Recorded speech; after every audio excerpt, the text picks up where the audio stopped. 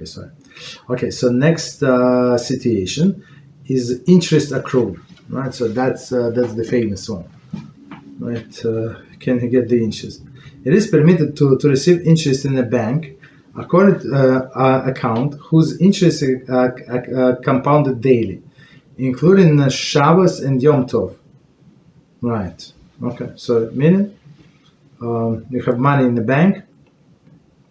Well, let's say it's a saving account. I think on a saving account they give you interest. So today, I mean, sometimes they send me interest. It's like, I don't know, penny in a month or something. Right, or 2 pennies. Like never one penny or something. It's like it's not a lot. Let's put it this way. So a compound day, including Shabbos and Yom Tov, right? So daily, and daily meaning every day, meaning Shabbos is one of these days, and Yom Tov also.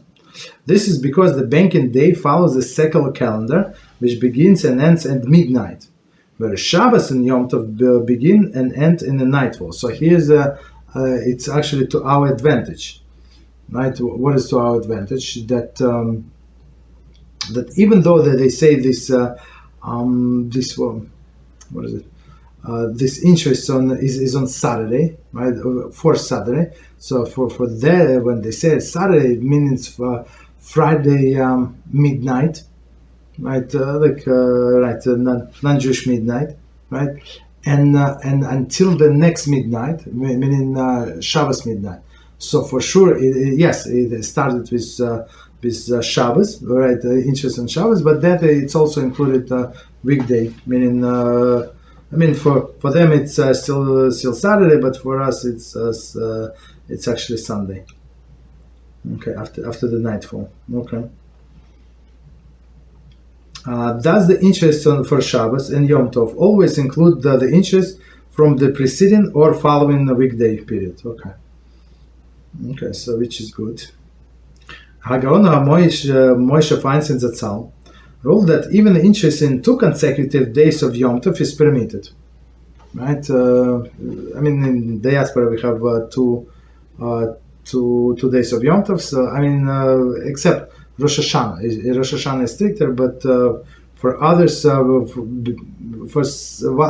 others it's simpler. Why is it simpler? Because we know which is a Yom Tov day, right? For example, 15th of Nisan is the first days of Pesach. 16 is not first day, right? Of course, we celebrate, and the laws are almost the same as on the first day, but we know it's for sure it's rabbinical, right?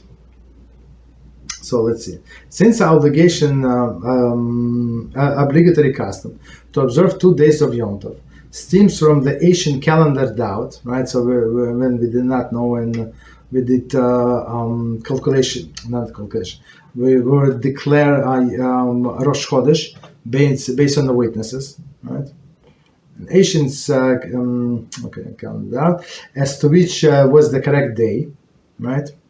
That's why we celebrate 2 days of Yom Tov.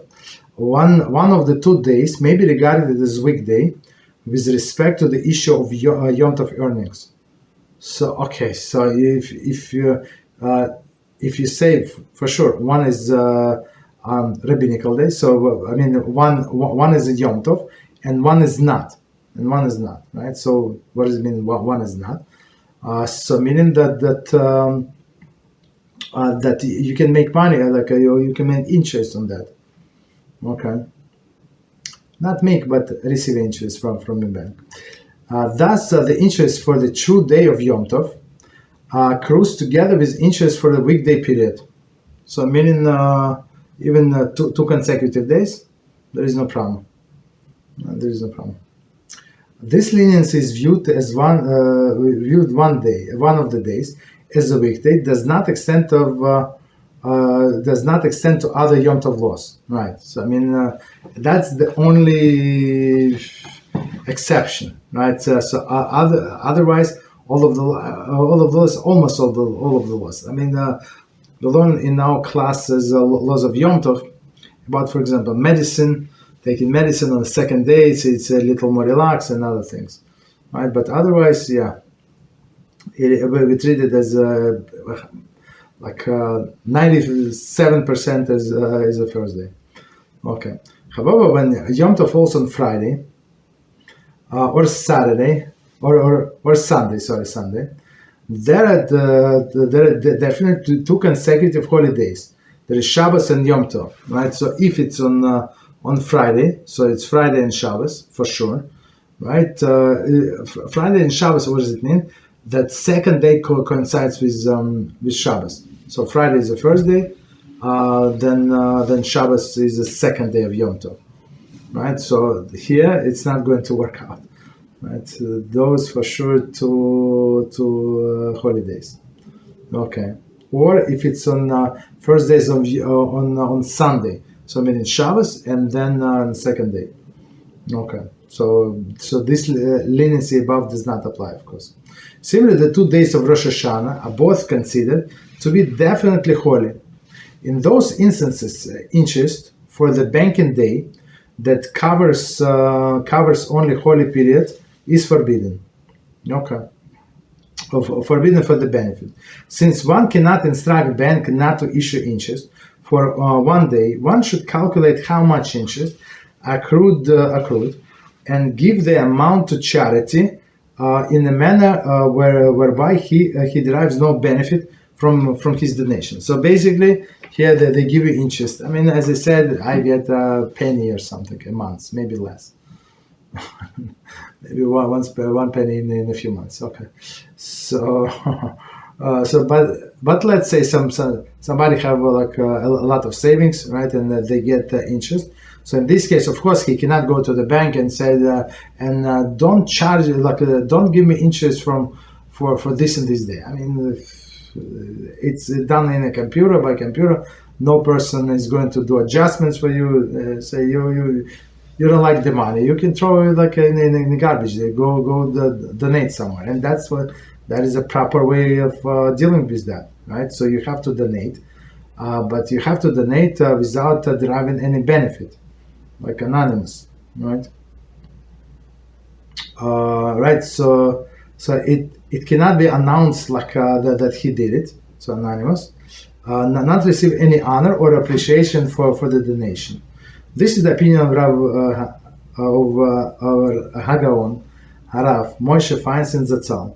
There is a dissenting opinion which permits receiving interest even in this last case. Okay, but we go by the Moshe Feinstein, and plus, I mean, unless person is extremely rich and they have a lot of savings and interest, you can donate calculate. It's not. I mean, only for a few days a year, maybe. That's it. Okay.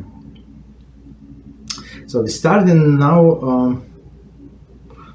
Okay, you know what? Before we start, maybe we see if we have questions on the Shabbos earnings. So only on Shabbos earnings. 1 second.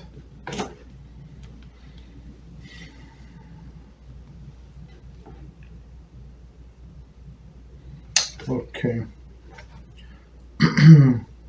Isn't given the nation anonymously the highest way it's tzedakah instead of one person, so does not get any benefit from it? I mean,